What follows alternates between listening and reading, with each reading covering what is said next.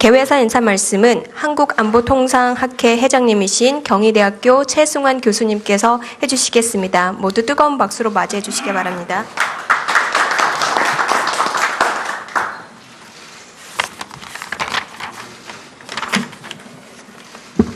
존경하는 박주선 국회 부의장님, 더불어민주당 우원석 원내대표님, 국민의당 김동섭 원내대표님, 정동영 의원님, 심재권 외통위원장님, 외교부 조현 차관님,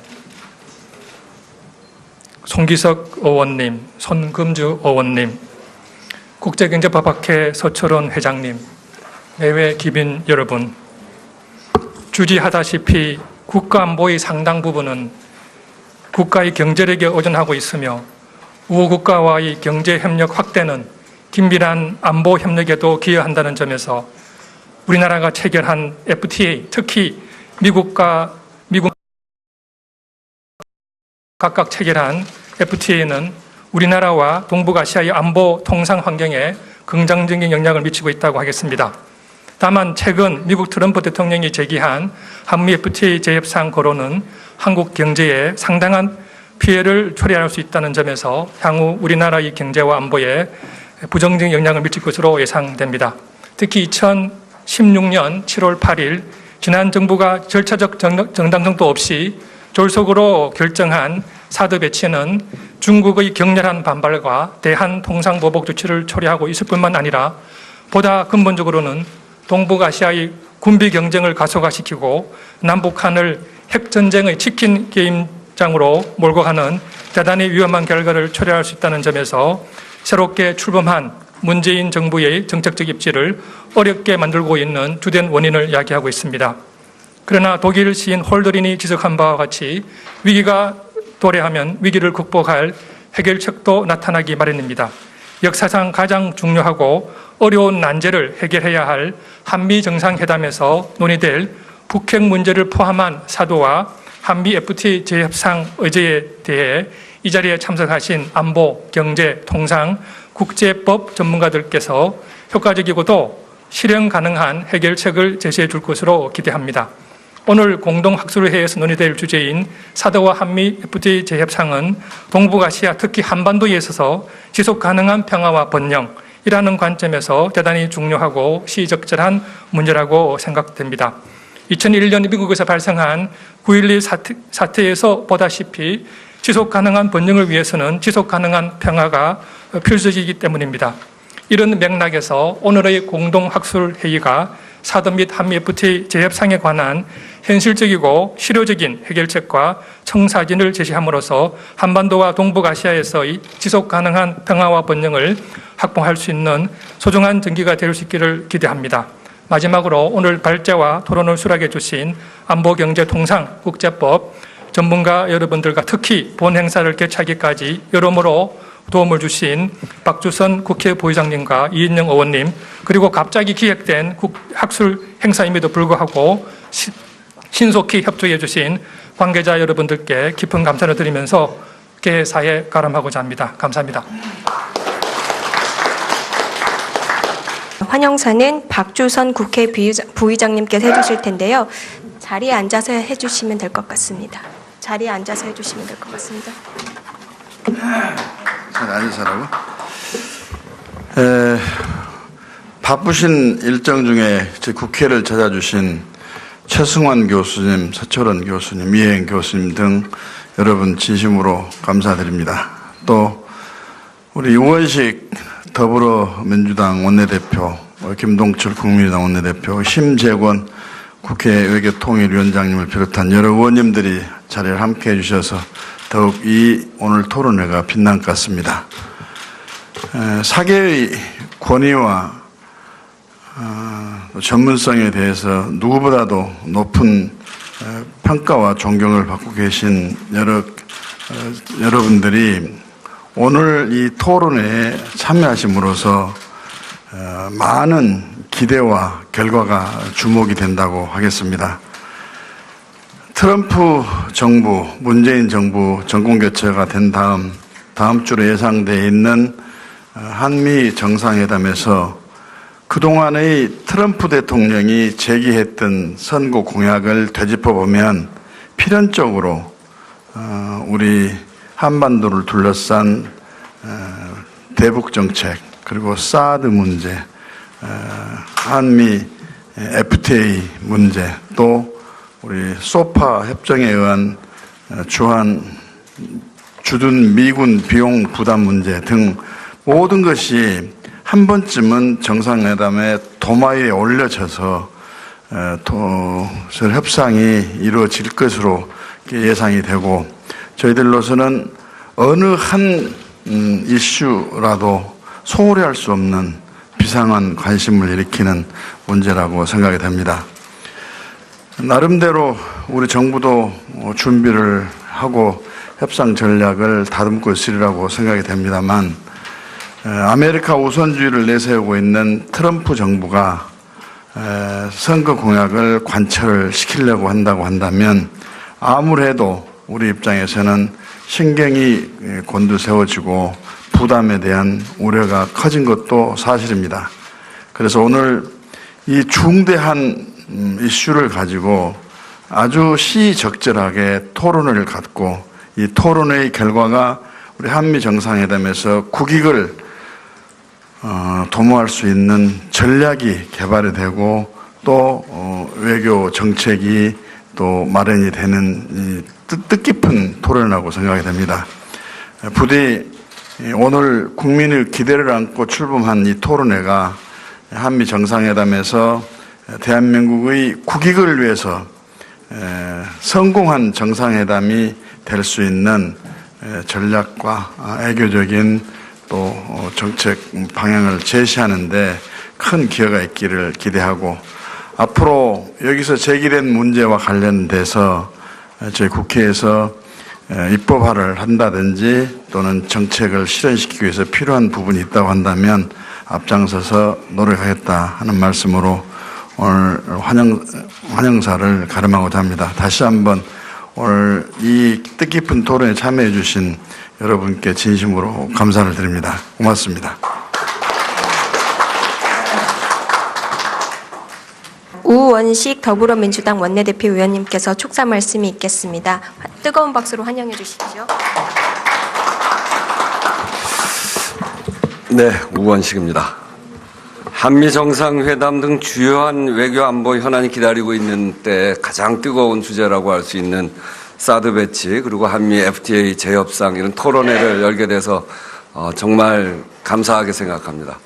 특히 우리 박주선 비대위원장님, 저 원내대표 하면서 토론회 하는 걸 지금 생각도 못 하고 있는데, 비대위원장님께서 또 선배 의원님이신데 이렇게 토론회를 여시는 거 보니까 참 역량이 대단하시다 하는 생각이 듭니다. 문재인 정부가 출범 50일 만에 한미 정상회담을 합니다. 아마 역대 정부 출범 이후에 가장 빠르게 50일 만에 하는 거 아닌가 싶습니다. 한미 공조를 더욱 굳건히 하고, 그리고 한반도를 둘러싼 시급한 현안들을 해결하고자 하는 문재인 대통령의 강력한 의지다, 이렇게 저는 생각을 하는데요.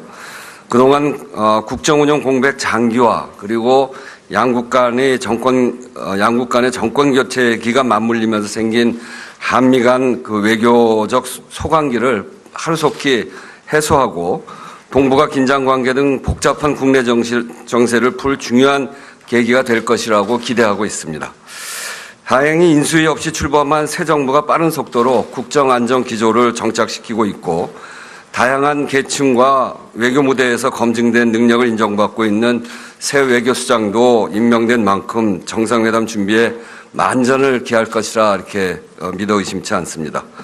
한미 정상회담을 둘러싼 대내외적인 상황은 어느 때보다도 예측 불가능한 그런 긴장감이 높은 상황입니다. 한편으로는 보호무역주의 바람을 타고 미국의 신정부는 나프타를 비롯한 한미 FTA 등 미국의 전 세계와 각종 양자, 다자 협상의 재협상 혹은 종료를 주장하는 바 있고, 이것이 한미 간의 복잡성을 만들어내기도 합니다. 또 한편으로는 북한 핵미사일 개발의 대응 차원에서 동북아 당사자 간, 그리고 유엔을 비롯한 국제사회에서 굳건한 국제공조가 요구되는 상황이기도 합니다.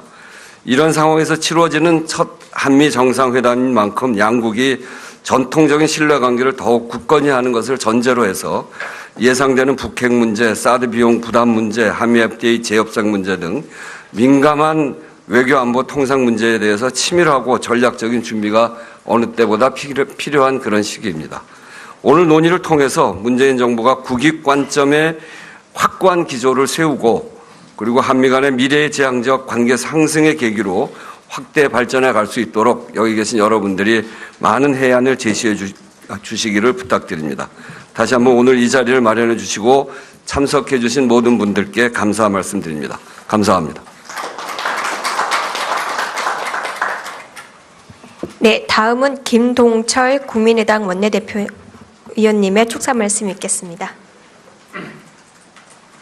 네, 반갑습니다. 이거 만근 쓰다 장파한다는 말이 있는데 이거 축사하다가 이 정말 좋은 토론회가 늦어질까 그게 또 걱정이 됩니다. 네, 두 가지 이 사드 문제, FTA 재협상 다 아주 한미 간의 아주 뜨거운 감자입니다. 특히 사드는 전 정권에서 이 문제를 잘못 풀어서 이게 지금 한미 간의 균열로 작용하고 있고 FTA 문제는 미국 우선주의를 표방하는 트럼프 대통령이 정부가 출범하면서 또 이 문제도 어떻게 풀어야 될지 정말 지혜가 절실한 그런 때입니다. 오늘 보니까 우리 이혜영 교수님, 송기호 변호사님 2000년대 초반부터 저랑 같이 한미 FTA 같이 여러 가지 머리를 맞대고 연구하셨던 분들도 같이 함께하고 계신데 이 두 얽히고 설킨 한미 간의 이 뜨거운 감자를 정말 여기 계신 모든 분들의 어떤 지혜 속에서 잘 풀어갔으면 좋겠습니다. 그리고 그 결과가 우리 문재인 대통령께 잘 전달이 돼서 정말 오늘 이 토론회가 정말 의미 있는 토론회가 되기를 기대해 봅니다. 우리 박주선 비대위원장님, 비대위원장 하시기도 힘드신데 언제 또 이 토론회까지 이렇게 관심 가져주시고 그래서 다시 한번 감사하다는 말씀도 드립니다. 네, 고맙습니다. 네, 그럼 지금부터 발표와 토론을 시작하도록 하겠습니다. 발표와 토론의 사회를 맡아주신 최승환 교수님께서 발표와 토론 세션을 운영해 주시고요. 저는 마이크를 최승환 교수님께 넘기도록 하겠습니다. 예, 다시 소개받은 최승환입니다. 먼저 이혜영 교수님 부탁드립니다. 예, 안녕하십니까. 이혜영입니다. 예, 준비된 그 발표 시간이 20분이라고 되어 있는데 가급적 좀 더 빠른 시간 안에 되게끔 하겠습니다. 지금 이게 오늘 자리가 사드와 그 한미 FTA 재협상이라고 하는 그 두 개의 주제를 동시에 우리가 병렬하고 있는데 뭐 이미 하기로 되어 있는 정상회담이긴 하지만 좀 아쉬운 대목이 굳이 6월 말에 할 필요가 있었을까 하는 그런 생각을 여전히 하고 있습니다. 가급적 뒤에 하는 것이 우리 지금 가지고 있는 이 의제 사드와 한미 FTA라고 하는 이 주제를 놓고 본다면 이 가급적 뒤에 하는 게 오히려 더 유리하지 않았나. 사드라고 하는 거를 죽고 사는 문제라고 그런다면은 한미 FTA 같은 경우에 먹고 사는 문제하고 이게 연관이 되어 있습니다. 그렇기 때문에 두 가지 문제 어느 하나도 소홀히 할 수 없는 것이 우리 외교의 현실이기 때문에 가급적 이 두 개를 분리하는 것이 우리에겐 최대한 유리하겠다. 이 복잡한 방정식을 두 개의 문제를 동시에 풀려고 할 때 필시 우리에게는 유리한 점이 없겠다 하는 그런 판단은 하고 있습니다. 그렇기 때문에 가급적 정상회담을 뒤로 미루는 것이 훨씬 더 우리한테 유리하지 않았을까 하는 이런 좀 때늦은 그런 아쉬움도 가지고 있습니다. 네, 좀 본론으로 들어가겠습니다. 이 준비된 텍스트를 중심으로 해서 대목 제가 간략하게 말씀을 드리겠습니다. 먼저 그 발표문 7페이지를 보시면은 현 단계 그 미국 경제의 현실 현실에 관련되는 간략한 요약들이 나옵니다. 핵심만 말씀을 드리면은 7페이지 두 번째 보시는 것처럼 미국은 세계 최강의 서비스 무역 국가입니다. 어마어마한 흑자를 기록하고 있는 분야가 서비스 무역입니다. 그 중에서 특히 여행 수지, 그 다음에 사업 서비스, 그 다음에 지재권 금융 이런 순위로 미국은 막대한 서비스 무역 흑자 국가이죠. 반면에 다 아시는 것처럼 상품 무역은 적자 국가인데 최근에 적자가 줄어드는 추세에 있습니다. 그래서 그다음 8페이지 보시면은 대미 투자 전 세계에서 미국에 몰려든 FDI를 보면은 여전히 세계 최강의 투자 유치 국가이고 그만큼 돈이 미국으로 몰린다고 볼 수가 있습니다. 그렇게 보면은 미국의 통상 정책의 큰 방향은 이미 1위 수치로부터 확실히 알 수가 있는 게 일단 그 상품 수지, 상품 무역 적자는 줄이고 서비스 무역 흑자는 늘리는 방향으로 통상 정책이 전개될 거라고 하는 건 이거는 불문가지입니다. 요 방식, 요 정식은 그대로 우리 한국에도 적용이 되고 한미 FTA 재협상에서도 이 기조는 그대로 관철이 될 걸로 그렇게 보고 있습니다. 즉 흑자는 늘리고 적자는 줄인다 하는, 그리고 또 흑자의 대부분이 아까 말씀드린 것처럼 여행 수지고 그 다음에 사업 그 다음에 지재권 금융 이런 순위로 되어 있는데, 그렇기 때문에 앞으로 우리에게도 이런 그 방향은 시사한 바 크다 하겠습니다. 그 다음에 그 9페이지 보시면은 미국의 통상 압력 수단, 이거는 미 의회의 동의가 없이 당장 대통령이 할 수 있는 거를 이게 요약이 되어 있는 거고, 이건 이미 시행 중입니다. 지지난달에 예를 들어서 표 2의 6번을 보시면은 무역 확대법 232조를 미국이 적용하겠다 하는 것을 상무장관이 들고 나왔을 때 우리가 또 화들짝 놀란 적이 있는데, 어떻게 보면은 다 준비된 프로그램이죠. 그렇기 때문에 조금 더 우리가 놀랄 이유도 없고, 그냥 미국은 자기 프로그램대로 이런 통상 압력 수단을 그때 각 관할하고 있는 그 장관들이 예를 들어서 세이프 같은 경우에는 미국 USITC 국제무역위원회 관할이기 때문에 국제무역위원회 위원장이 언제든지 이 카드를 언급을 할 테고, 얼마 전에 무역확대법은 상무부 관할이기 때문에 상무부 장관이 언제든지 232조를 언급한다 이런 이야기죠. 그렇기 때문에 앞으로도 이건 돌아가면서 이거를 들고 나올 거다 하는 그런 이야기입니다. 그 다음에 10페이지 보시면은 그 맨 위에 패러그래프 보시면 트럼프주의, 그리고 그 구성 요소로서 트럼프의 통상 정책은 악화된 미 제조업의 축적 조건을 시장 경쟁이 아니라 경제 외적 강제를 통해 개선하고자 한 시도, 즉 국가 개입주의의 변형된 형태이다. 이런 의미 보호주의는 미국 경제사에서 새로운 현상이 전혀 아니다. 가까이는 부시의 일방주의에서도 볼 수 있었고 메가 FTA 등 다자주의적 접근을 취했던 오바마의 통상 정책마저도 은밀한 보호주의를 내장하고 있었다. 트럼프의 그것이 차이가 나는 것은 기존의 일방주의나 다자주의 등의 외피를 벗어던지고 그 폭과 정도에 있어서 급진적 형태로 현상 변경을 강제하겠다는 제국의 욕망을 가감없이 드러냈다는 점이 될 것이다. 그래서 이렇게 좀 요약을 해봤고요. 그 다음에 두 번째 그 챕터는 한미 FTA 5년에 대한 그 평가에 관련되는 겁니다. 여러분 아시는 것처럼 2006년에 이제 정부 측에서 한미 FTA를 처음에 발표를 했을 때 각종 다양한 한미 FTA를 해야 되는 여러 가지 이유를 10년 전에 쭉 이야기해온 게 있습니다. 그래 거기에 대해서 하나하나 과연 그것이 얼마만큼 실현이 되었는지를 제가 여기서 점검을 하고 있습니다. 제가 특히 이렇게 그 지난 한미 FTA 5년의 평가의 부분을 제가 말씀을 드린 이유는 아까 우리 그 외교부 차관님도 말씀을 하셨는데 모든 가능성을 열어놓고 보겠다 했을 때 그 모든 가능성의 선택 옵션의 마진을 넓히자는 취지로 이해하시면 됩니다.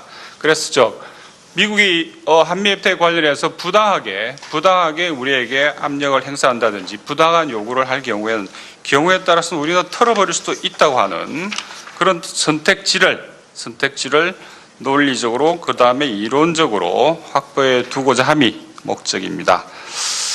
그 표 5와 6과 7이 있습니다. 표 5, 6, 7이 있는데 이게 뭐냐면요.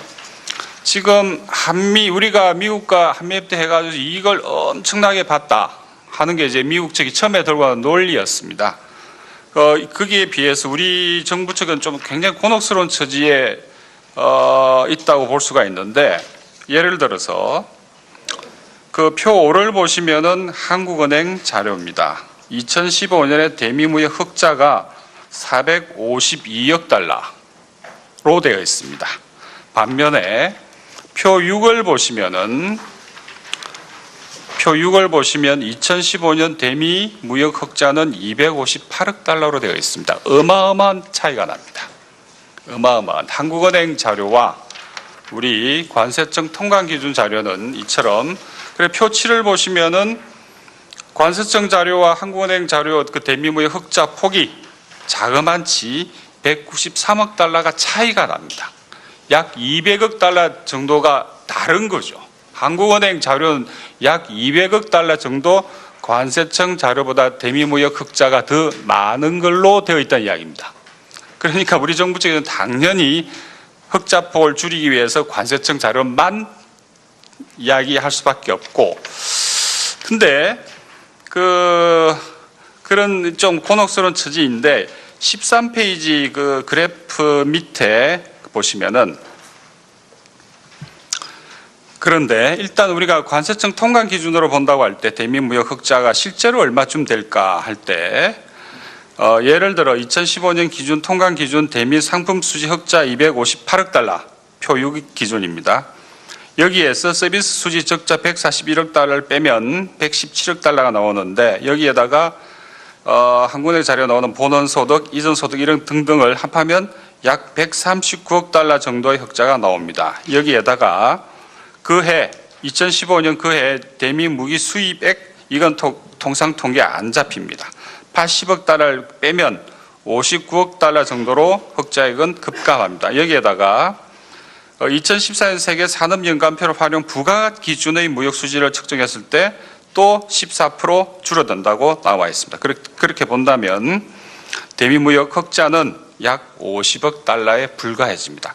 매우 미미한, 사실은 매우 미미한 흑자 폭입니다. 처음에 정부가 예상했던 것과 비교해서도 그 당시에도 엄청난 논란이 있었는데 했어도 매우 작은 그 흑자만 기록했다는 이야기인데, 나머지 아까 제가 2015년에 193억 달러를 말씀드린 이거는 가공 중개 무역입니다. 뭐냐면은 예를 들어서 베트남에 있는 삼성전자가 미국에 수출한 거, 이런 것들이죠. 그 액수가 어마어마합니다, 실은. 그리고 이 액수는 우리 국내 경제의 고용과 임금이라든지 수입이라든지 아니면 우리 경제의 선순환이라 볼 수가 있죠. 이것과는 완전히 분리된 탈구된 영역인 거죠. 이 몫입니다. 더 쉽게 말씀드리면 수출 대기업의 몫입니다. 그렇기 때문에 이건 지금 계속 문제가 지적되고 있습니다. 불구하고 충분히 쟁점화 안 되고 있는데 아마 앞으로는 좀 지적을 해야 될 부분인 것 같아요.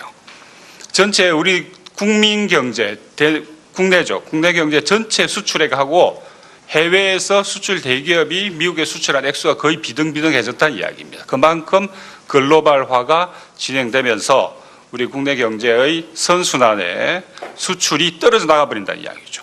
분리되다. 그건 좀 다른 이론적인 문제고요. 아무튼 그래서 결국 한 50억 달러 정도의 대미무역 흑자를 기록했다 이런 이야기인데, 이걸 가지고 우리가 지금 미국이 우리에게 이러저러한 이유를 들어서 뭘 해라 이렇게 이야기한다는 건 사실은 좀 많이 부당하다, 논리적으로 말이 안 된다 하는 그런 이제 주장을 하기 위해서 제가 이런 말씀을 드린 거고요. 그 다음에 한 가지 또 흥미로운 거는 15페이지 보시면은 이 자리에 계시지만 우리 백일 교수님 발표문에 제가 인용을 하고 있는데, 품목별로 봤을 때 표 10에 보시면은 우리가 16년 258억 달러 대미무역 2015년 아무튼 258억 달러, 그 우리가 대미무역 흑자인데 그 흑자 가운데 차량과 그 부품이죠. 이 222억 달러입니다. 대미무역 흑자가 258억 달러인데 그 중에서 222억 달러가 88%가 자동차입니다. 그러니까 대미무역 흑자가 258억 달러 치고 그러니까 보더라도 그 중에서 88%, 즉 90%가 단일 품목 자동차와 부품입니다. 압도적입니다. 그러니까 다죠, 거의. 대미무역 흑자의 거의 다가 자동차 수출이구나, 그런 이야기입니다. 그렇기 때문에 우선 여기에 대해 좀 정확하게 우리가 인식을 해둘 필요가 있다. 그 다음에 나머지 부분 좀 시간 관계에서 좀 참고를 해주시면 좋겠고요. 그 중에 특별히 제가 19페이지에 보시면은 우리가 흔히 한미협대를 하면서 그 제도 선진화를 당시 이야기해 왔는데 그 제도 선진화의 결과로 쭉 표 15가 쭉 나옵니다. 그러니까 우리의 그 각종 국내법을 바꾼 리스트죠. 근데 이 대부분이 그 서비스 무역에 관계된 겁니다. 대부분이. 그 말은 제가 처음에 말씀드렸죠. 미국의 우리 통상정책에 대한 그 주공 방향이 서비스다 할 때 여실히 드러난다. 이런 말씀을 이제 드리기 위해서 제가 말씀을 드린 거고요. 그 다음에 또 흥미로운 것 중에 한 가지가 표 16입니다.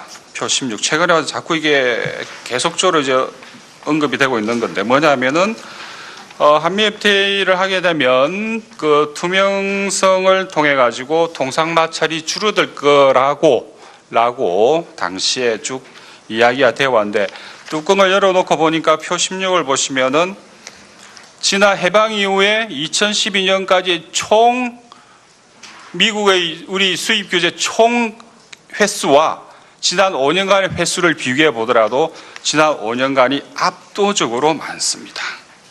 예, 23페이지 맨 밑에 보시면 해방 이후 한미 FTA 발효 이전까지 규제 건수가 총 9건인데 2012년 발효 이후에 FTA 발효 이후에 17년까지 건수가 15건입니다.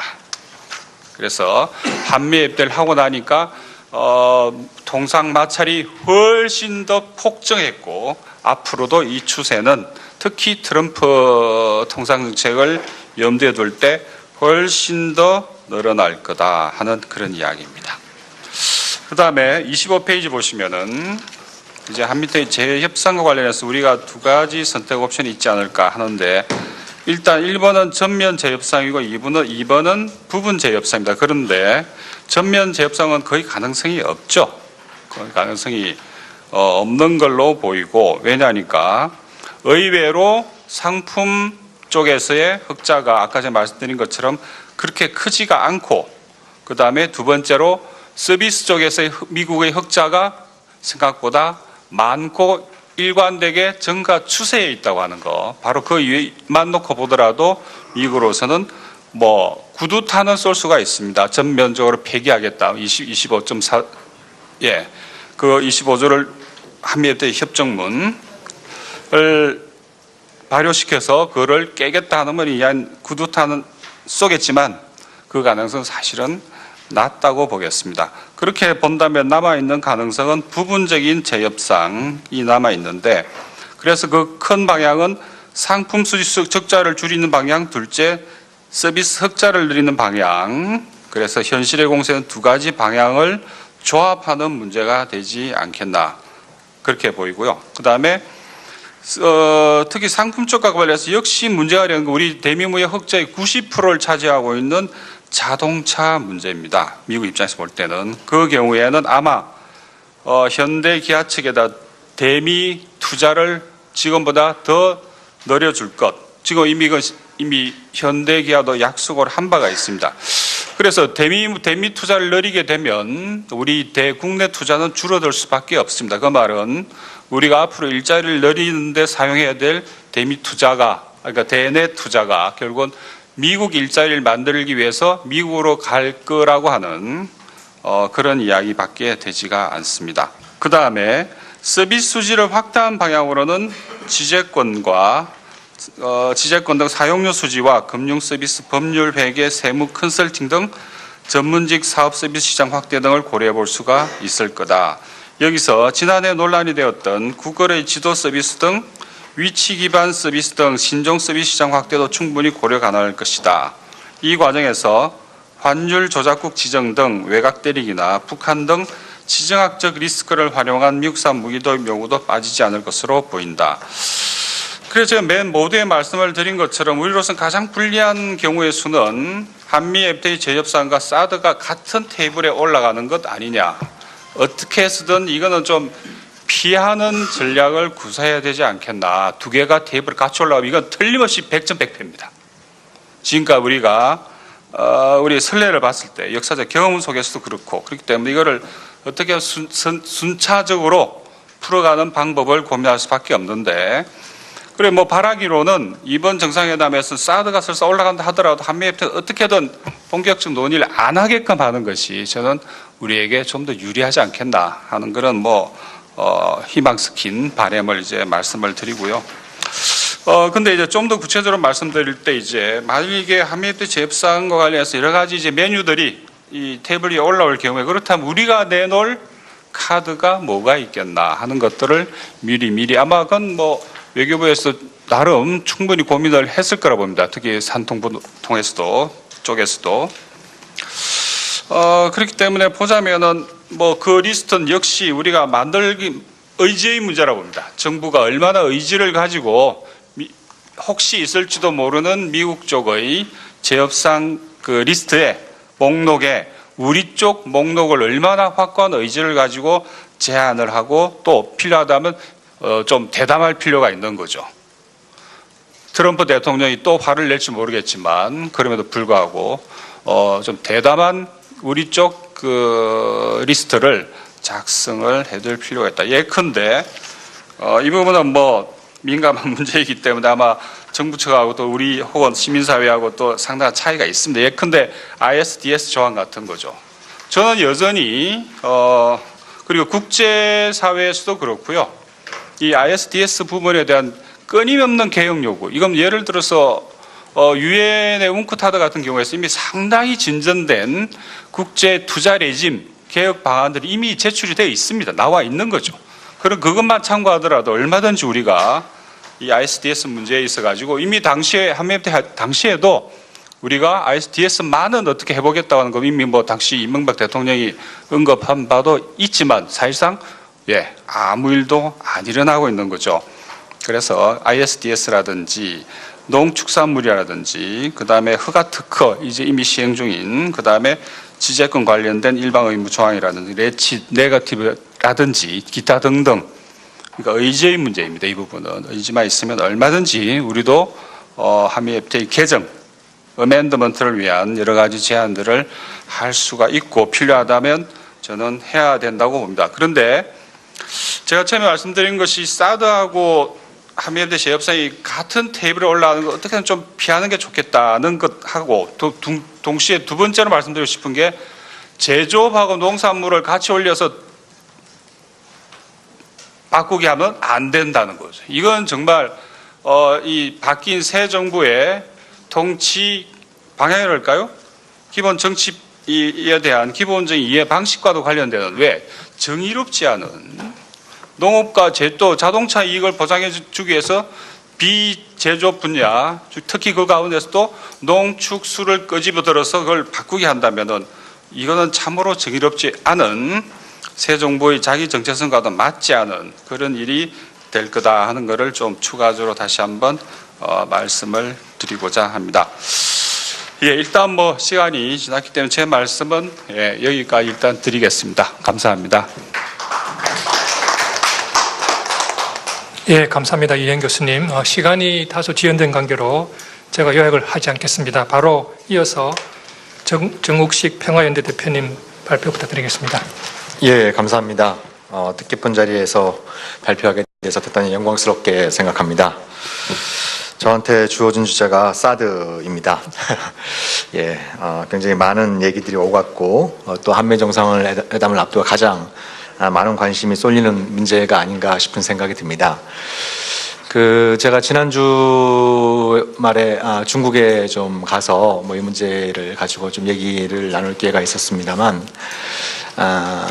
중국의 반응도 상당히 좀 냉랭해지고 있다는 걸 좀 느낄 수 있었습니다. 그러니까 문재인 정부 초기에 여러 가지 절차적인 문제를 비롯해서 사드 문제에 대해서 좀 재검토를 하지 않겠느냐라는 기대감들을 좀 갖고 있었는데 전반적으로 시간이 지나가면서 뭐 절차적 문제는 절차적 문제대로 좀 뭐 해결을 추구하되 사드 배치를 하기로 한 그 동맹 차원의 결정은 바꿀 의사가 없다, 뭐 존중하겠다 이런 발언들이 문재인 정부를 통해서 나오면서 중국의 어떤 좀 뭐 내심 기대했던 이런 부분들이 많이 좀 약해지면서 뭐 한중 관계를 어떻게 복원할 것이냐 이런 거에 대해서 중국 측의 고민도 상당히 커지고 있다라는 느낌도 많이 들었고요.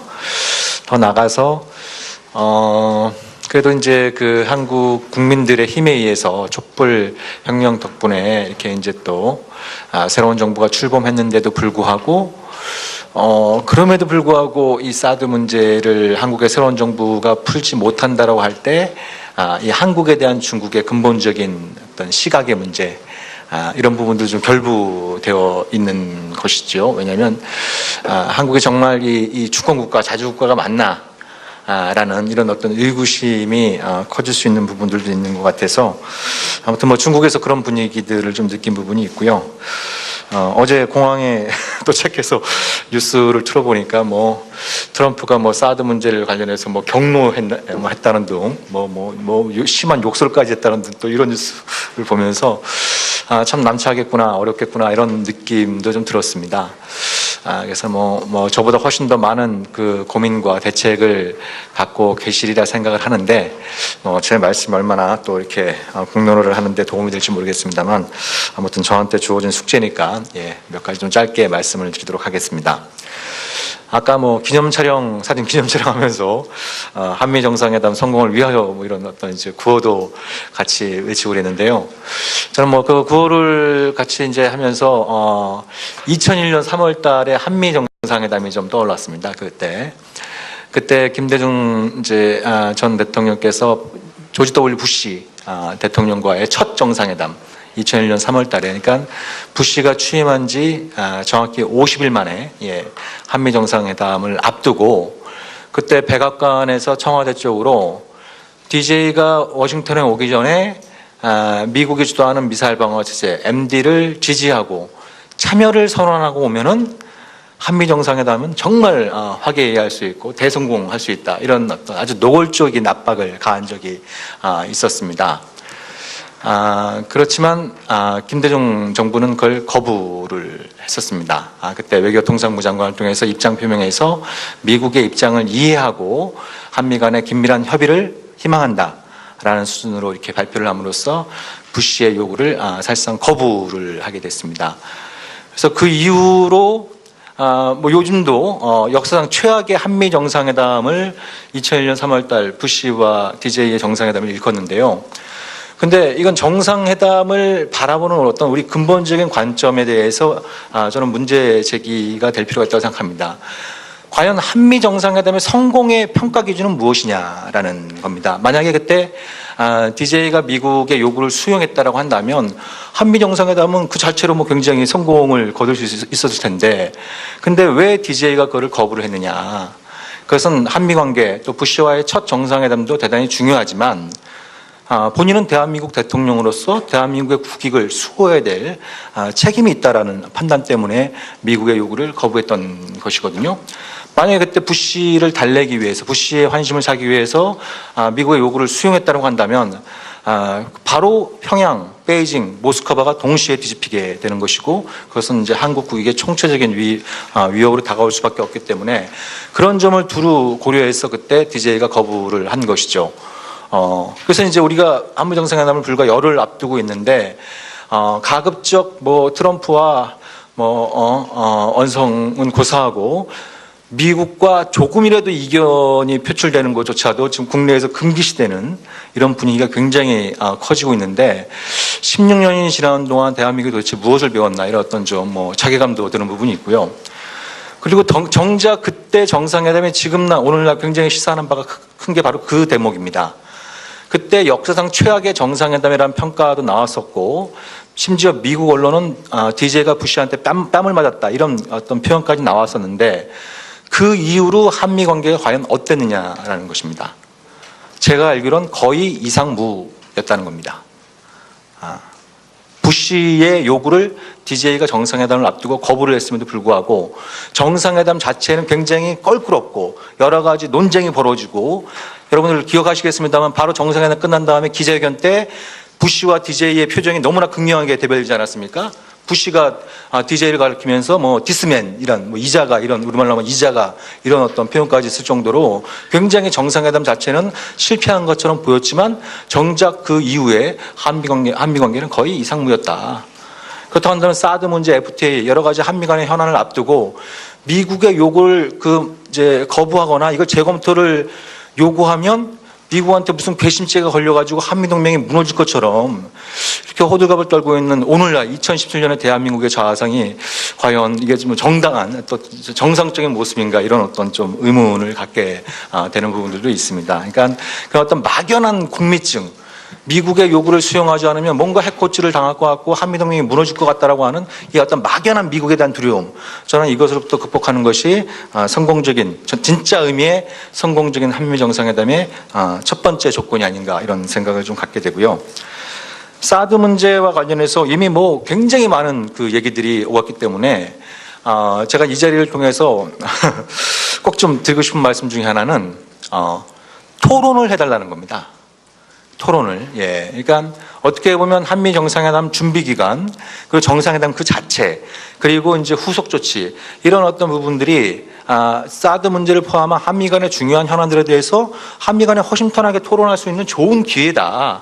라는 그런 좀 인식을 가질 필요가 있는데 지금 전반적으로 보여지는 모습은 미국하고 조금만 생각이 다른 얘기를 해도 미국보다 지금 한국의 언론들, 그리고 여기 이제 야당 의원분들도 계십니다만 저는 최근에 문정인 교수가 워싱턴에서 한 발언을 두고 이렇게까지 막 그 논란이 되는 걸 보고 정말 이게 이거 도대체 어떻게 설명을 해야 될지 참 난감한 부분이 아닐 수 없었습니다. 그러니까 어떻게 보면 일종의 이제 문재인 정부의 약한 고리는 안보에 있고, 그래서 안보 문제에 관련해서 미국과 조금만 다른 입장을 얘기를 해도 그걸 갖다 공격의 빌미로 삼고 대한민국의 야당과 언론이 막 이렇게 달려들어가지고 정부를 갖다가 이렇게 물어뜯고, 예, 맥락에도 전혀 맞지 않는 일을 갖다 침소봉대해가지고 한국 정부를 갖다가 정상회담을 앞두고 있는 한국 정부를 궁지에 몰아놓고 한 말씀만 더 드리면 여기에 햇볕 정책 계승 발전을 자임했던 국민의당까지 가세하는 모습, 이런 모습을 보면서 정말 그 문제의 본질은 한미 관계 자체에 되어 있지만 우리 나라 안에 있구나, 이런 것들을 갖다가 이제 새삼 또 깨닫게 되는 측면들이 있는 것 같습니다. 그래서 좀 그런 부분들에 대해서 우리가 좀 반성적으로 좀 성찰적으로 되돌아볼 필요가 있다라는 생각이 좀 드는 부분이 있고요. 그럼에도 불구하고 문재인 정부가 출범 이후 사드 문제에 관련해서 보여준 모습은 좀 많이 좀 실망스럽고 안타까운 부분이 있는 게 사실입니다. 제가 생각할 때 가장 아쉬운 부분, 안타까운 부분은 미국의 의원들이나 미국 정부 고위 관계자들이 와서 사드는 주한미군과 한국을 북핵의 위협으로부터 방어하기 위한 것이다 라고 얘기를 했을 때 그거에 대해서 너무 쉽게 동의한다라고 얘기를 해버린 겁니다. 그러면 그거에 대해서 동의를 하는 순간 사드를 재검토하거나 철회하자라고 얘기를 할 때, 그러면 이건 주한미군의 안전적인 주둔 여건 자체를 갖다가 반대하는 것처럼 비칠 수 있기 때문에 문재인 정부의 선택지가 굉장히 좁아지게 되는 겁니다. 그러면 미국 쪽에서 그런 얘기를 했을 때 과연 그러냐? 딴 얘기 필요 없습니다. 얼마 전에 미국 국방장관을 지낸 윌리엄 페리도 그렇게 얘기를 하지 않았습니까? 윌리엄 페리조차도 사드가 북핵을 막을 수 있다는 얘기에 자기는 동의하지 않는다. 그렇잖아요? 미국에서 내놓으라 하는 그런 어떤 이제 전문가들조차도 그런 얘기를 하는 사람들이 많이 있거든요. 그러면 이제 그런 것들을 근거로 삼아서 아니 이게 정말 주한미군과 한국 방어에 도움이 된다면 한국 정부가 새로운 정부가 왜 이걸 망설이겠느냐. 하지만 미국의 전직 국방장관들, 미국의 유수한 전문가들조차도 이 실효성에 대해서 의문을 갖고 있는 거 아니냐. 그럼 이거에 대해서 토론을 해봐야 되는 거 아니냐. 그리고 더 나가서 과연 미국 정부가 박근혜 정부가 이걸 결정을 할 때 박근혜 정부한테 제대로 된 정보를 제공한 것이냐. 이런 부분들에 대해서 좀 따져봐야 할 것들이 굉장히 많이 있는 거거든요. 예. 근데 이런 부분들에 대해서 이런 방법 없이 너무 쉽게 동의한다 그러니까 그러니까 미국은 이해할 수 없다. 아니 동의한다는 놓고서 이 시급한 사드 배치 문제에 대해서 왜 절차적인 문제를 가지고 시간을 끄느냐. 저거 뭔가 다른 속셈이 있는 거 아니냐. 자꾸 이제 이런 의구심을 불러일으키게 하는 이런 측면들이 있어서 저는 첫 단추부터 좀 잘못 낀 측면들이 있다라는 생각을 갖게 되는 겁니다. 사드의 뭐 방어적 효율성에 대해서 뭐 그 자체도 굉장히 많은 얘기가 가능하겠습니다만, 우리가 미국한테 물어야 될 건 크게 보면 한 네 가지 정도가 있는 겁니다. 첫 번째는 그겁니다. 사드라고 하는 게 한반도의 지리의 법칙을 극복할 수 있는 것이냐. 그러니까 휴전선을 맞대고 있고 중심이 짧은, 영토가 짧은 한반도의 이 지리적 조건을 과연 사드와 같은 미사일 방어 체제가 극복하는 게 기술적으로 가능한 것이냐. 미국이 실험평가 광고하고 한국의 그 한반도의 지리적 조건은 전혀 다른 차원의 얘기들이 있는 것이거든요. 그러면 한반도의 전장에 맞게 다시 한번 시뮬레이션을 해보자. 이런 얘기는 사실 얼마든지 할 수 있는 얘기인데 그런 얘기들이 거의 들리지 않고 있다는 점. 그리고 아까 말씀드린 것처럼 윌리엄 페리어 같은 전주 고위 국방장관들 이런 사람들 한 얘기는 북한이 예를 들면 기만탄을 쓰면 사드가 무용지물이 된다. 그럼 기만탄을 북한이 사용할 경우에 대책은 무엇이냐? 그리고 미 육군 보고서의 내용을 보면 날씨가 안 좋으면 사드의 요격 확률이 떨어진다고 하는데 그 내용도 한번 정밀하게 한번 따져보자. 뭐 이런 어떤 숱하게 따져볼 내용들이 있는데 이게 다 패스해버리는 겁니다. 그리고 너무 쉽게 동의한다 보니까 선택지가 너무 좁아지게 되는 이런 어떤 측면들이 있어서 저는 다시 이런 문제를 좀 미국하고 어떤 정상회담 실무협의나 정상회담 그 자체나 그 이후의 후속 협의 과정에서 저는 뭐 검토될 필요가 있다라는 것이고요. 그리고 또 이런 질문도 던져봐야 되는 겁니다. 어찌됐든 사드는 오바마가 결정한 걸 말이죠. 근데 오바마 행정부가 사드를 비롯한 미사일 방어체를 추진하면서 뭐라고 이랬냐면 미국과 그 동맹국들이 미사일 방어 능력을 강화하면 그 적대국들은 핵과 미사일을 만들어 봐야 이제 중간에 요격당할 것을 깨닫게 되고 핵과 미사일 개발을 자제할 것이다. 이렇게 얘기를 했거든요. 근데 이게 지금 벌어지는 현실은 정반대 아닙니까? 그러면 트럼프 행정부한테 물어봐야죠. 만약에 사드를 배치할 경우에 북한이 어떻게 나올 것이라고 예상하느냐. 미국 정부는 어떻게 예상하느냐. 과연 김정은이 당신이 김정은이라고 한다면 핵과 미사일을 포기하고 무릎 꿇고 미국한테 살려달라고 빌 것이냐. 아니면 사드를 비롯한 미사일 방어 체제를 무력화시킬 수 있는 더 강력한, 더 많은, 더 날카로운 핵과 미사일을 만들 것으로 보느냐. 예? 이런 걸 물어봐야 되는 것이죠. 예. 그리고 또 중요한 게 이제 그런 부분인 거죠. 지금 이게 일종의 적반하장인 게 그런 겁니다. 어찌되었든 사드 배치 발표로 인해서 지금 한국이 최대 피해자가 되고 있지 않습니까? 지금 뭐 경제적 피해 규모가 10조 원이 넘어섰다 그러고 문재인 정부 출범 이후에 중국의 사드 보복이 좀 수구로 들다가 아까 말씀드렸던 이유 때문에 지금 정치 상태에 지금 빠지고 있는 상황입니다. 그래서 이 경제적 불이익이 장기화될 가능성이 있단 말이죠. 그러면 어찌되었든 당연히 이제 그 중국의 조치에 대해서는 부당하고 우리가 따져야 될 건 따져야겠습니다만 그러면 사드가 중국과 무관하다고 오바마 행정부는 얘기했단 말이죠. 근데 트럼프 행정부는 워딩이 좀 바뀌고 있습니다. 중국의 우려를 이해하지만 사드 배치는 필요하다 이렇게 얘기를 하고 있거든요. 그러면 트럼프 행정부가 중국의 우려를 이해한다라고 하는 부분은 분명히 오바마 행정부 때하고 입장이 달라진 측면들이 있는 것이고 그러면 미국한테 물어봐야죠. 중국의 우려 가운데 어떤 부분을 이해한다는 것이냐. 그리고 더 중요하게는 중국의 그런 우려를 해소할 책임이 누구한테 있냐는 거예요. 그게 한국한테 있습니까? 사드를 한국이 만들었습니까? 한국이 배치하자는 겁니까? 한국이 앞으로 운영할 겁니까? 그게 아니지 않습니까? 그 무기를 만들고 배치하겠다고 하고 그걸 운영할 미국이 중국에 대해서 당신들이 중국의 우려를 이해한다고 한다면 그 우려를 해소할 책임은 당연히 미국한테 있는 겁니다. 아니 이 정도도 미국한테 얘기할 수 없는 겁니까? 그러니까 저는 이렇게 따져봐야 될 문제들이 너무나 뭐 제가 그 다른 거 외에도 굉장히 드리고 싶은 말씀이 많이 있지만 근본적으로 따져봐야 될 어떤 그 질문들 그리고 정보들 그리고 이제 사드 배치와 관련된 미국의 진정한 목적들 그러니까 미국 정부는 그렇게 얘기하는데 전주 그 CIA 국장은 지난 4월달에 뭐라고 얘기를 했냐면 성주 엑스밴드 레이더를 갖다 놓으면 중국의 만주 일대를 다 쳐다볼 수 있다 이렇게 얘기하거든요. 그럼 대한민국 국민들은 누구의 말을 믿어야 되는 겁니까? 박근혜 정부의 말을 믿어야 되는 겁니까? 아니면 전직 CIA 국장의 말을 믿어야 되는 겁니까? 그럼 그런 내용들이 불거진다고 한다면 그런 부분들을 하나하나씩 조목조목 따져가면서 이게 과연 양국의 공동의 목표로 하고 있는 한반도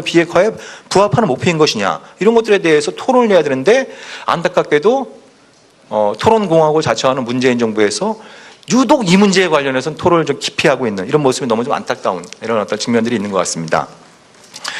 그리고 제가 개인적으로 걱정하는 것 중에 하나는 그런 겁니다. 참여정부 때도 이제 그런 경향성들이 있었습니다. 그러니까 한미동맹과 관련된 중요한 합의들, 특히 뭐 주한미군의 전략적 유효성이라든지 주한미군 재배치 문제 이런 부분들이 앞으로 중국과 문제를 일으킬 소지가 크다.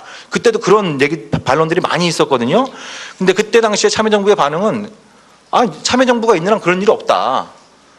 그래서 저 같은 사람이 얘기했던 게 참여정부 임기가 몇 년밖에 안 남은 건데 참여정부 임기 내에 별 문제가 없다 그래서 이게 앞으로 대한민국에 아무런 문제가 없다는 게 어떻게 이게 가능한 얘기냐 뭐 이런 식으로 해서 뭐 이제 언쟁도 많이 하고 그랬는데요. 지금 문재인 정부는 그런 생각을 갖고 있을 수도 있습니다. 이제 절차적 문제를 최대한 준수하면서 그걸 해결을 하면서 좀 시간을 가지고 사드 배치가 이루어지더라도 현 정부 내에서 제기될 수 있는 근본적인 문제들은 가급적 일어나지 않는 방향으로 관리하겠다. 한미 간에 협의하겠다. 이런 식의 어떤 목표를 가질 개연성이 있는데요. 현 정부 내에서 그게 성공할지 안 할지도 불확실하지만 대통령의 말씀처럼 정권은 유한하고 조국은 영원합니다. 다음 정권, 그 다다음 정권이 사드 문제에 관련해서 제기되는 근본적인 문제에 대해서 어떤 태도를 취할지는 사실 아무도 장담할 수 없는 문제거든요. 여기서 말씀드리는 두 가지 근본적인 문제는 바로 한반도의 전쟁 가능성의 문제인 겁니다. 두 가지 맥락에서 제기되는데요. 첫 번째는 미중 간의 무력 충돌 발생 시 사드 기지가 중국의 정밀 타격을 받는 시나리오입니다. 지금 이 순간에도 그러니까 중국의 사드 문제에 대한 입장에 대해서 우리가 오해하면 안 되는 것이요. 중국이 사드 보복을 가하는 것에 대해서 반대하는 중국 내 전문가들조차도 이구동성으로 하는 얘기는 뭐냐면 사드 문제는 군사 문제이기 때문에 군사적으로 대응해야 된다는 겁니다. 말도 안 되는 뭐 경제 보복을 통해서 한국의 판단을 바꾸려고 하지 말고 뭐요? 군사 문제니까 군사적으로 대응해야 된다라고 이렇게 얘기를 하고 있는 것이거든요. 그러면 만약에 미중 간의 무력 충돌이 발생했을 때 성주 사드 기지가 중국용으로 이용을 하게 되면 항공국제법적으로 여기 뭐 국제법 전문가들 많이 계십니다만 항공국제법적으로 중국의 군사적 적대행위를 하게 되는 겁니다. 그건 뒤집어서 얘기하면 중국은 자해권을 행사할 권리를 갖게 되는 것이거든요. 예. 그러면 그 상황까지 갈 경우에 중국도 근본적인 딜레마에 봉착할 수밖에 없는 것이죠. 성주 사드 기지를 타격하는 순간 주한미군 도 상대해야 되고 더 나아가선 한국까지 상대해야 되는 즉 미일 동맹 대 중국의 군사 충돌이 한미일 대 중국의 군사 충돌로 이렇게 확대될 수 있는 이런 가능성을 중국은 가장 경계하고 있는 것이죠. 중국이 지금 보내고 있는 메시지는 사드와 관련된 기술적인 문제 이런 것들도 뭐 중요하지만 가장 중요한 건 전략적인 문제 이 차원의 문제를 제기하는 것이고 한중 관계가 결코 여기까지 가서는 안 된다. 라는 이제 그런 얘기를 하는 게 하나의 축이 있는 것이고요. 또 하나의 문제는 만약에 트럼프 행정부든 그 다음 미국 행정부든 사드를 비롯한 미사일 방어 체제가 북한의 미사일 보복을 방어하는데 효과가 있다고 판단을 하면 그게 더 큰 문제가 될 수 있는 겁니다. 자, 세계 최강의 공격 능력을 갖고 있는 나라가 어떤 나라입니까? 미국입니다. 미국이 탈냉전 이후에 전쟁 수행 방식을 보면 혹은 상대방에 대해서 무력 충돌을 검토하면서 가장 먼저 취하는 조치가 패트리어 같은 방패를 깔고 들어가는 겁니다. 방패를 깔고 쭉 한번 보십시오. 방패를 깔고 들어가는 거거든요. 그러면 지금 현 단계에선 미국 정부가 북핵 문제에 대해서 외교적인 해결을 얘기하고 있는데 이 외교적인 해결이 불가능하고 반면에 북한의 미사일 보복을 방어할 수 있는 그런 어떤 이제 이 군사적인 자신감이 강해졌을 때 미국의 선제 공격이 어떤 영향을 미칠 것인지 그런 판단을 내리려고 할 때 어떤 영향을 미칠 것인지 이런 것들에 대해서도 정부는 심사숙고해야 되는 문제거든요.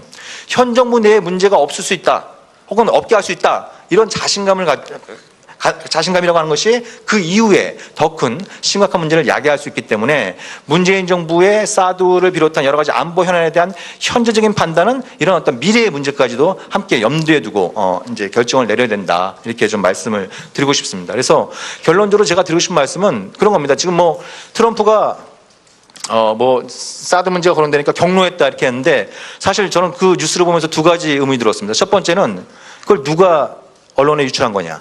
예? 정부 고위 관계자라고 했는데 이제 언론 보도 이렇게 나왔는데 정상회담을 앞두고 이렇게 민감한 정보를 누가 언론에 유출한 건가? 그 유출의 의도는 무엇인가? 상당히 좀 의구심이 드는 부분이 있고요. 또 하나는 언론 보도에 맥락이 없다는 겁니다. 트럼프가 그 보고를 받고 뭐 화를 내면서 욕을 했다 이렇게 나오는데 맥락을 그 보도 자체를 보면 한국이 절차적 문제를 가지고 이걸 시간을 좀 벌려고 하니까 그거에 대해서 격노한 것처럼 얘기를 하는데요. 그게 팩트인 건지 아니면 트럼프의 지시사항이 있습니다.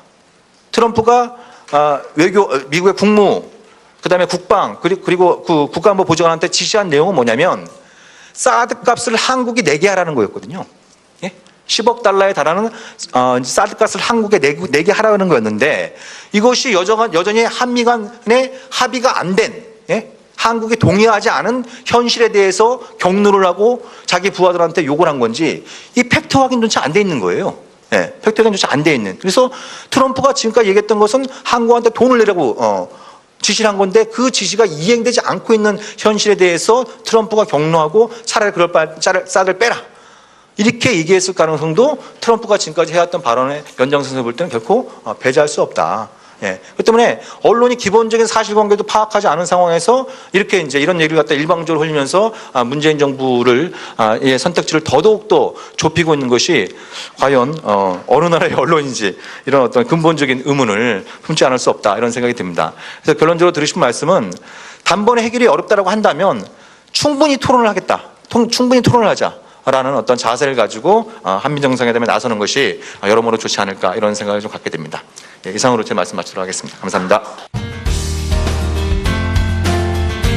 된다고 나와 있습니다. 그렇게 본다면 대미무역 흑자는 약 50억 달러에 불과해집니다. 매우 미미한, 사실은 매우 미미한 흑자 폭입니다. 처음에 정부가 예상했던 것과 비교해서도 그 당시에도 엄청난 논란이 있었는데 했어도 매우 작은 그 흑자만 기록했다는 이야기인데 나머지 아까 제가 2015년에 193억 달러를 말씀드린 이거는 가공 중개 무역입니다. 뭐냐면은 예를 들어서 베트남에 있는 삼성전자가 미국에 수출한 거, 이런 것들이죠. 그 액수가 어마어마합니다, 실은. 그리고 이 액수는 우리 국내 경제의 고용과 임금이라든지 수입이라든지 아니면 우리 경제의 선순환이라 볼 수가 있죠. 이거하고는 완전히 분리된 탈구된 영역인 거죠. 이 몫입니다. 더 쉽게 말씀드리면 수출 대기업의 몫입니다. 그렇기 때문에 이건 지금 계속 문제가 지적되고 있음에도 불구하고 충분히 쟁점화 안 되고 있는데 아마 앞으로는 좀 지적을 해야 될 부분인 것 같아요. 전체 우리 국민 경제, 국내죠. 국내 경제 전체 수출액하고 해외에서 수출 대기업이 미국에 수출한 액수가 거의 비등비등해졌다는 이야기입니다. 그만큼 글로벌화가 진행되면서 우리 국내 경제의 선순환에 수출이 떨어져 나가버린다는 이야기죠. 분리되다. 그건 좀 다른 이론적인 문제고요. 아무튼 그래서 결국 한 50억 달러 정도의 대미무역 흑자를 기록했다 이런 이야기인데 이걸 가지고 우리가 지금 미국이 우리에게 이러저러한 이유를 들어서 뭘 해라 이렇게 이야기한다는 건 사실은 좀 많이 부당하다, 논리적으로 말이 안 된다 하는 그런 이제 주장을 하기 위해서 제가 이런 말씀을 드린 거고요. 그 다음에 한 가지 또 흥미로운 거는 15페이지 보시면은 이 자리에 계시지만 우리 백일 교수님 발표문에 제가 인용을 하고 있는데 품목별로 봤을 때 10표 10에 보시면은 우리가 16년 258억 달러 대미무역 2015년 아무튼 258억 달러 우리가 대미무역 흑자인데 그 흑자 가운데 차량과 그 부품이죠. 이 222억 달러입니다. 대미무역 흑자가 258억 달러인데 그중에서 222억 달러가 88%가 자동차입니다. 그러니까 대미무역 흑자가 258억 달러 치고 그렇게 보더라도 그중에서 88% 즉 90%가 단일 품목 자동차와 부품입니다. 압도적입니다. 그러니까 다죠. 거의 대미무역 흑자의 거의 다가 자동차 수출이구나 그런 이야기입니다. 그렇기 때문에 우선 여기에 대해 좀 정확하게 우리가 인식을 해둘 필요가 있다. 그 다음에 나머지 부분 좀 시간 관계에서 좀 참고를 해주시면 좋겠고요.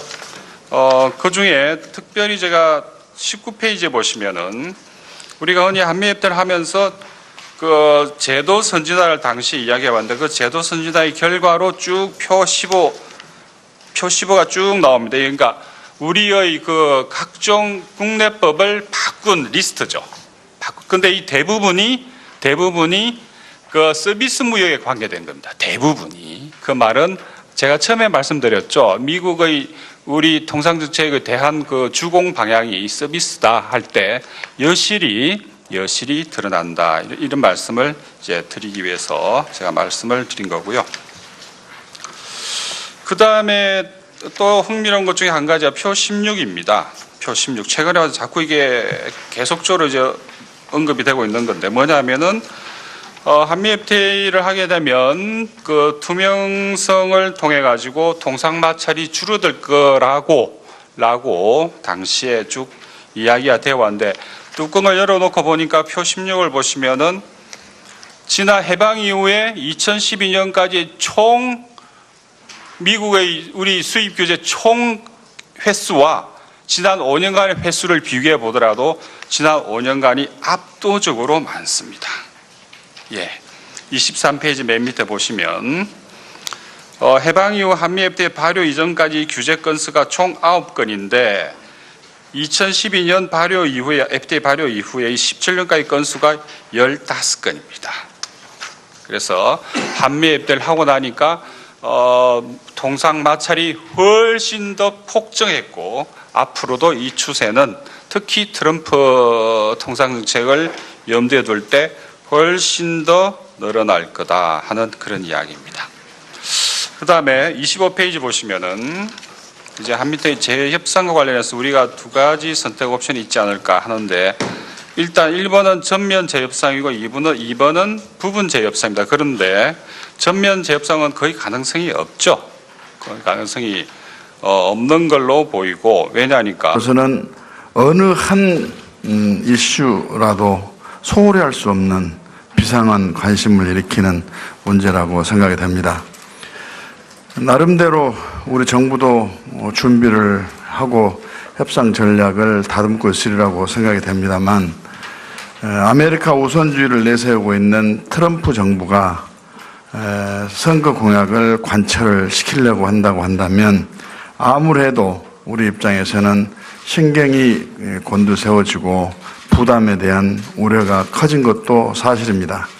그래서 오늘 이 중대한 이슈를 가지고 아주 시적절하게 토론을 갖고 이 토론의 결과가 우리 한미 정상회담에서 국익을 도모할 수 있는 전략이 개발이 되고 또 외교 정책이 또 마련이 되는 뜻깊은 토론이라고 생각이 됩니다.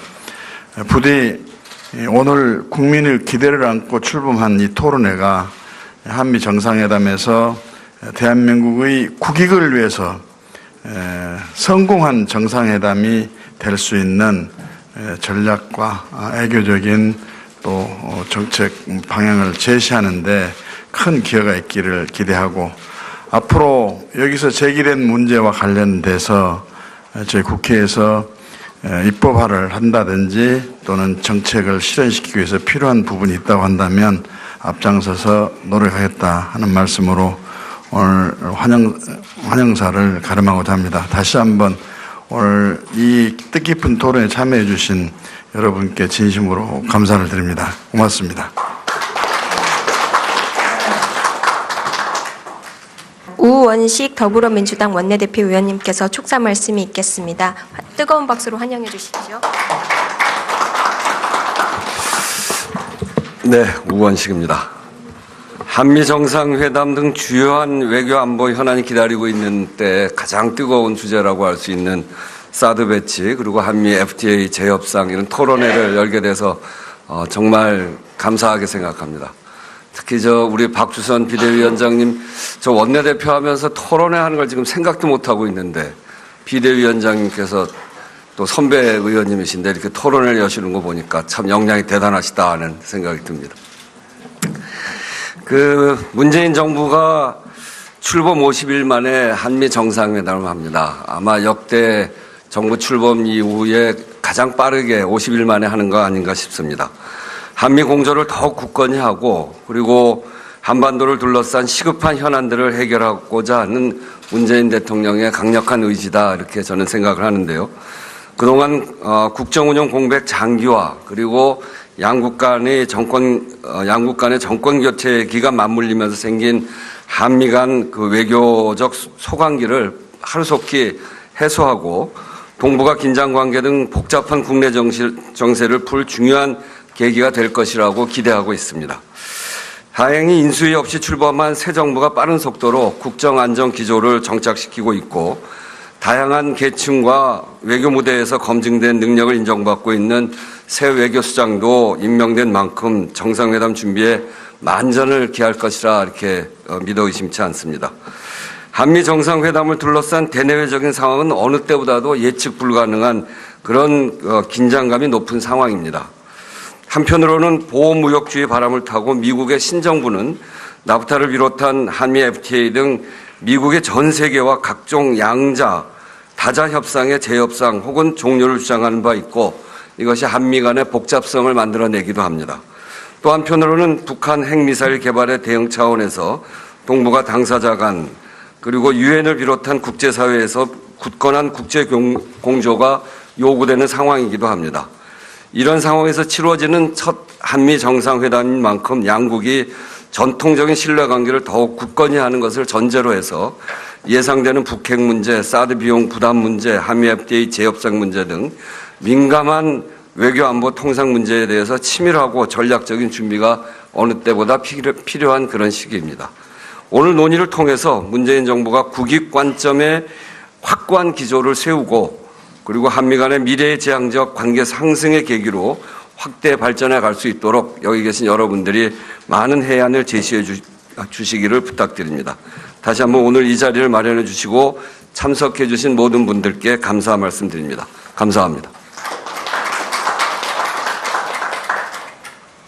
네, 다음은 김동철 국민의당 원내대표 의원님의 축사 말씀 있겠습니다. 네, 반갑습니다. 이거 만근 쓰다 장파한다는 말이 있는데 이거 축사하다가 이 정말 좋은 토론회가 늦어질까 그게 또 걱정이 됩니다. 네, 두 가지 이 사드 문제, FTA 재협상 다 아주 한미 간의 아주 뜨거운 감자입니다. 특히 사드는 전 정권에서 이 문제를 잘못 풀어서 이게 지금 한미 간의 균열로 작용하고 있고 FTA 문제는 미국 우선주의를 표방하는 트럼프 대통령이 정부가 출범하면서 또 이 문제도 어떻게 풀어야 될지 정말 지혜가 절실한 그런 때입니다. 오늘 보니까 우리 이혜영 교수님, 송기호 변호사님 2000년대 초반부터 저랑 같이 한미 FTA 같이 여러 가지 머리를 맞대고 연구하셨던 분들도 같이 함께하고 계신데 이 두 얽히고 설킨 한미 간의 이 뜨거운 감자를 정말 여기 계신 모든 분들의 어떤 지혜 속에서 잘 풀어갔으면 좋겠습니다. 그리고 그 결과가 우리 문재인 대통령께 잘 전달이 돼서 정말 오늘 이 토론회가 정말 의미 있는 토론회가 되기를 기대해 봅니다. 우리 박주선 비대위원장님, 비대위원장 하시기도 힘드신데 언제 또 이 토론회까지 이렇게 관심 가져주시고 그래서 다시 한번 감사하다는 말씀도 드립니다. 네, 고맙습니다. 네, 그럼 지금부터 발표와 토론을 시작하도록 하겠습니다. 발표와 토론의 사회를 맡아주신 최승환 교수님께서 발표와 토론 세션을 운영해 주시고요. 저는 마이크를 최승환 교수님께 넘기도록 하겠습니다. 예, 다시 소개받은 최승환입니다. 먼저 이혜영 교수님 부탁드립니다. 예, 안녕하십니까. 이혜영입니다. 예, 준비된 그 발표 시간이 20분이라고 되어 있는데 가급적 좀 더 빠른 시간 안에 되게끔 하겠습니다.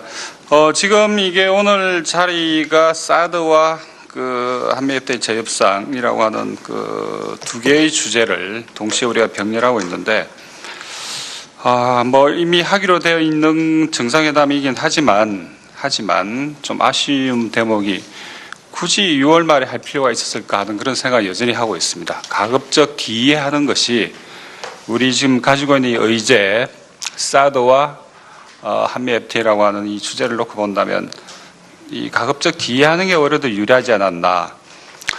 사드라고 하는 거를 죽고 사는 문제라고 그런다면은 한미 FTA 같은 경우에 먹고 사는 문제하고 이게 연관이 되어 있습니다. 그렇기 때문에 두 가지 문제 어느 하나도 소홀히 할 수 없는 것이 우리 외교의 현실이기 때문에 가급적 이 두 개를 분리하는 것이 우리에겐 최대한 유리하겠다. 이 복잡한 방정식을 두 개의 문제를 동시에 풀려고 할 때 필시 우리에게는 유리한 점이 없겠다 하는 그런 판단은 하고 있습니다. 그렇기 때문에 가급적 정상회담을 뒤로 미루는 것이 훨씬 더 우리한테 유리하지 않았을까 하는 이런 좀 때늦은 그런 아쉬움도 가지고 있습니다. 네, 좀 본론으로 들어가겠습니다. 이 준비된 텍스트를 중심으로 해서 대목 제가 간략하게 말씀을 드리겠습니다. 먼저 발표문 7페이지를 보시면은 현 단계 미국 경제의 현실에 관련되는 간략한 요약들이 나옵니다. 핵심만 말씀을 드리면은 7페이지 두 번째 보시는 것처럼 미국은 세계 최강의 서비스 무역 국가입니다. 어마어마한 흑자를 기록하고 있는 분야가 서비스 무역입니다. 그중에서 특히 여행 수지, 그 다음에 사업 서비스, 그 다음에 지재권 금융 이런 순위로 미국은 막대한 서비스 무역 흑자 국가이죠. 반면에 다 아시는 것처럼 상품 무역은 적자 국가인데 최근에 적자가 줄어드는 추세에 있습니다. 그래서 그다음 8페이지 보시면은 대미 투자 전 세계에서 미국에 몰려든 FDI를 보면은 여전히 세계 최강의 투자 유치 국가이고 그만큼 돈이 미국으로 몰린다고 볼 수가 있습니다. 그렇게 보면은 미국의 통상 정책의 큰 방향은 이미 이 수치로부터 확실히 알 수가 있는 게 일단 상품 수지, 상품 무역 적자는 줄이고 서비스 무역 흑자는 늘리는 방향으로 통상 정책이 전개될 거라고 하는 건 이거는 불문가지입니다. 요 방식, 요 정식은 그대로 우리 한국에도 적용이 되고 한미 FTA 재협상에서도 이 기조는 그대로 관철이 될 걸로 그렇게 보고 있습니다. 즉 흑자는 늘리고 적자는 줄인다 하는, 그리고 또 흑자의 대부분이 아까 말씀드린 것처럼 여행 수지고 그 다음에 사업 그 다음에 지재권 금융 이런 순위로 되어 있는데, 그렇기 때문에 앞으로 우리에게도 이런 방향은 시사한 바 크다 하겠습니다. 개회사 인사 말씀은 한국안보통상학회 회장님이신 경희대학교 최승환 교수님께서 해주시겠습니다. 모두 뜨거운 박수로 맞이해 주시기 바랍니다.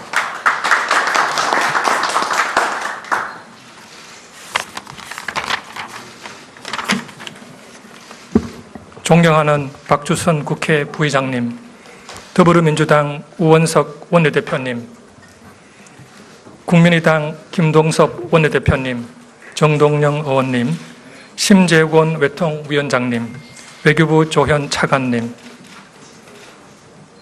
송기석 의원님, 손금주 의원님, 국제경제법학회 서철원 회장님, 내외 기빈 여러분, 주지하다시피 국가안보의 상당 부분은 국가의 경제력에 의존하고 있으며 우호국가와의 경제협력 확대는 긴밀한 안보 협력에도 기여한다는 점에서 우리나라가 체결한 FTA, 특히 미국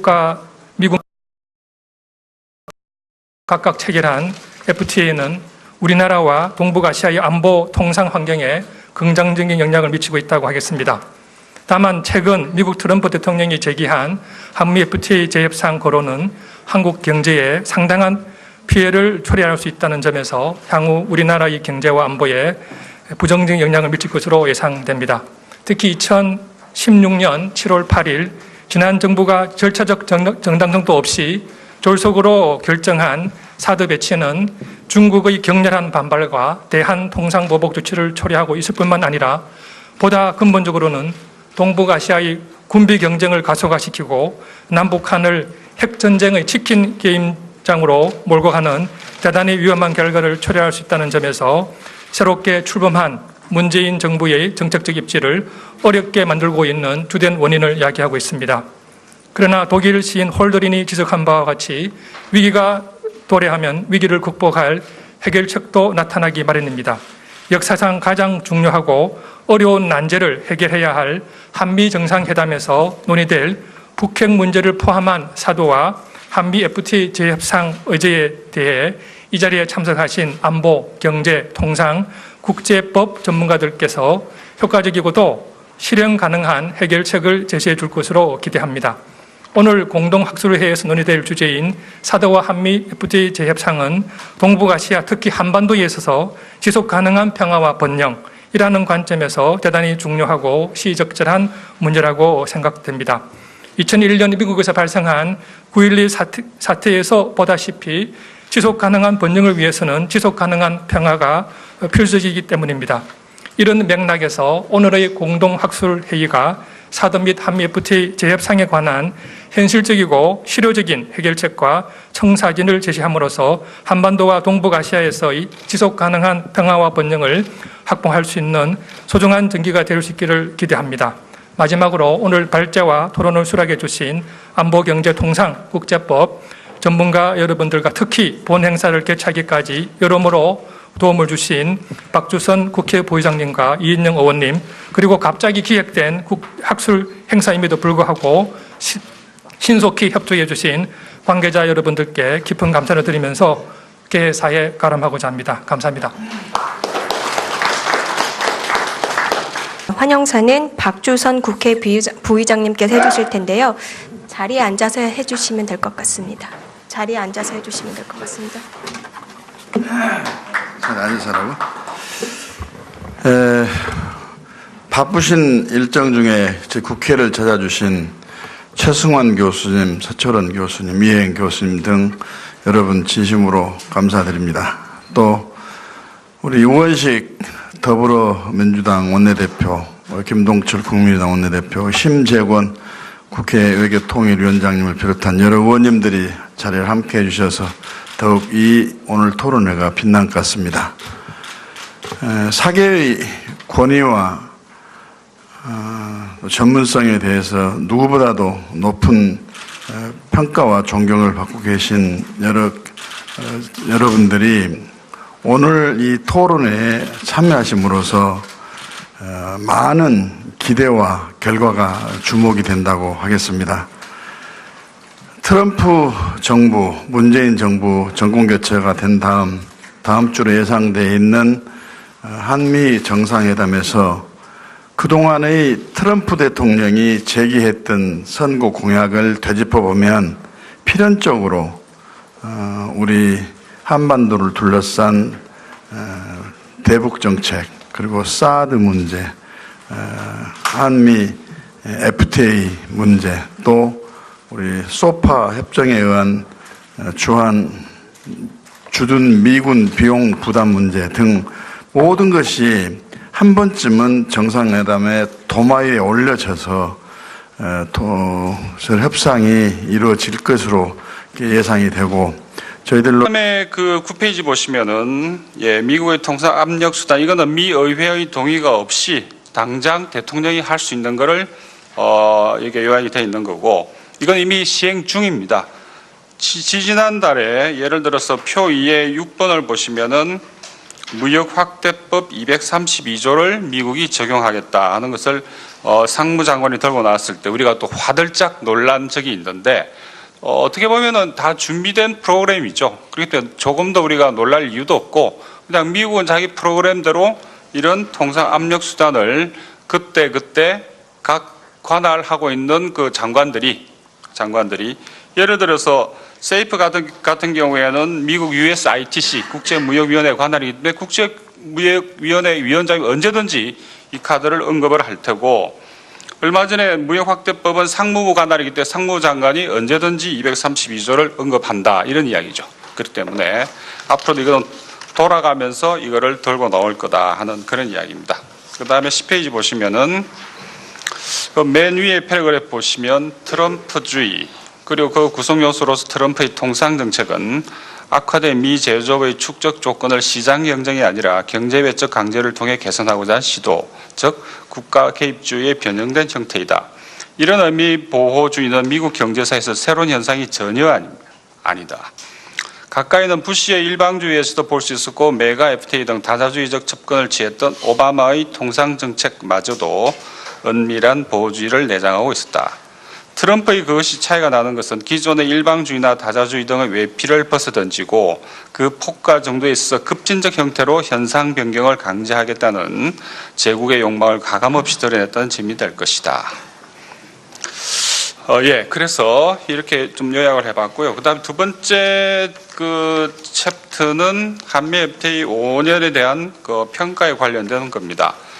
여러분 아시는 것처럼 2006년에 이제 정부 측에서 한미 FTA를 처음에 발표를 했을 때 각종 다양한 한미 FTA를 해야 되는 여러 가지 이유를 10년 전에 쭉 이야기해온 게 있습니다. 그래 거기에 대해서 하나하나 과연 그것이 얼마만큼 실현이 되었는지를 제가 여기서 점검을 하고 있습니다.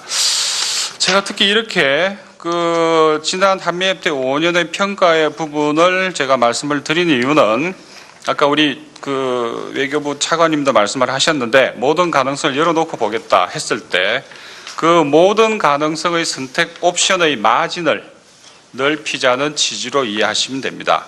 그래서 미국이 한미 FTA 관련해서 부당하게 우리에게 압력을 행사한다든지 부당한 요구를 할 경우에는 경우에 따라서는 우리는 털어버릴 수도 있다고 하는 그런 선택지를 논리적으로 그 다음에 이론적으로 확보해 두고자 함이 목적입니다. 그 표 5와 6과 7이 있습니다. 표 5, 6, 7이 있는데 이게 뭐냐면요. 지금 우리가 미국과 한미 FTA 해가지고 이익을 엄청나게 봤다 하는 게 이제 미국 측이 처음에 들고 가는 논리였습니다. 거기에 비해서 우리 정부 측은 좀 굉장히 곤혹스러운 처지에 있다고 볼 수가 있는데 예를 들어서 그 표 5를 보시면은 한국은행 자료입니다. 2015년에 대미무역 흑자가 452억 달러로 되어 있습니다. 반면에 표 6을 보시면 2015년 대미 무역 흑자는 258억 달러로 되어 있습니다. 어마어마한 차이가 납니다.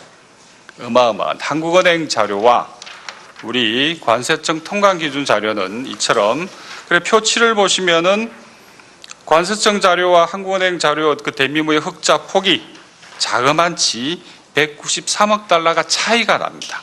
약 200억 달러 정도가 다른 거죠. 한국은행 자료는 약 200억 달러 정도 관세청 자료보다 대미무역 흑자가 더 많은 걸로 되어 있다는 이야기입니다. 그러니까 우리 정부 측에서는 당연히 흑자폭을 줄이기 위해서 관세청 자료만 이야기할 수밖에 없고 근데 그런 좀 곤혹스러운 처지인데 13페이지 그 그래프 밑에 보시면은 그런데 일단 우리가 관세청 통관 기준으로 본다고 할 때 대미 무역 흑자가 실제로 얼마쯤 될까 할 때 예를 들어 2015년 기준 통관 기준 대미 상품 수지 흑자 258억 달러 표 6 기준입니다. 여기에서 서비스 수지 적자 141억 달러를 빼면 117억 달러가 나오는데 여기에다가 한국은행 자료에 나오는 본원소득, 이전소득 이런 등등을 합하면 약 139억 달러 정도의 흑자가 나옵니다. 여기에다가 그해 2015년 그해 대미 무기 수입액 이건 통상 통계 안 잡힙니다. 80억 달러를 빼면 59억 달러 정도로 흑자액은 급감합니다. 여기에다가 2014년 세계 산업연관표를 활용 부가 기준의 무역 수지를 측정했을 때 또 14% 줄었습니다.